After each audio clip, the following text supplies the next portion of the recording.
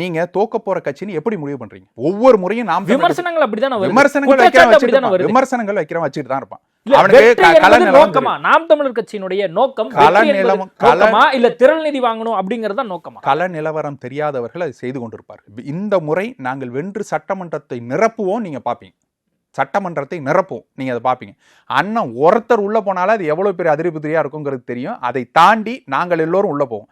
பல்லாவரம் சார்பாக வெற்றி வாய்ப்பை நான் வந்துட்டு அவ்வளவு நெருங்கி கொண்டு இருக்கிறேன், உங்களை எல்லாருக்கும் தெரியும். அதே போல பல தொகுதியில பல வேட்பாளர்கள், நீங்க நட்சத்திர வேட்பாளர்கள்ங்கிறத மட்டும் விட்டுருங்க, அதை தாண்டி தொகுதி வாரியாக வேலை செஞ்சு மக்கள் மத்தியில் அவ்வளவு நட்பெயர்களோட நிறைய வேட்பாளர்கள் இருக்கிறோம். களத்தில் அது எவ்வளவு தூரம் எதிரொலிக்குதுங்கிறது தெரியும்.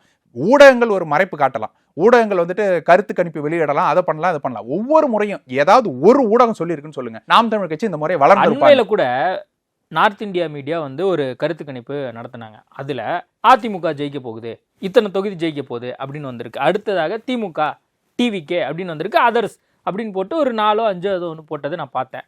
அது வடநாடு ஊடகமா இருக்கட்டும் அல்லது தமிழ்நாட்டில் இருக்கக்கூடிய ஊடகமா இருக்கட்டும், யாருமே வந்து நாம் தமிழர் கட்சி ஜெயிக்க போகுது அல்லது சீமானாவது காரைக்குடியில ஜெயிக்க போறாரு அப்படின்னு யாருமே போடல. அப்புறம் ஏங்க நான் வந்து உங்களுக்கு நிதி கொடுக்கணும், அப்புறம் ஏங்க உங்க வேட்பாளருக்கு நிதி கொடுக்கணும் அப்படிங்கிற கேள்வி காமன் மேன் மத்தியிலே இது வரைக்கும் அது ஒரு விமர்சனமாகவும் வருது. இது வரைக்கும் கருத்து கணிப்புகள் வெளியிட்டு அதை இதுக்கு முன்னாடி நடந்த தேர்தலில் எல்லாத்தையும் எடுத்து பார்ப்போம், டேட்டாவோட எடுத்து வச்சு பார்ப்போம். ஒரே ஒரு கருத்து கணிப்பு நாம் தமிழர் கட்சி 6% இருந்துச்சுப்பா, 8% போய்விடும், அவர்கள் வளருவார்கள் அப்படின்னு சொன்ன ஒரு கருத்து கணிப்பு காட்டுங்க, நான் இதுக்கு பிறகு விவாதிக்கிறதே விட்டுறேன்.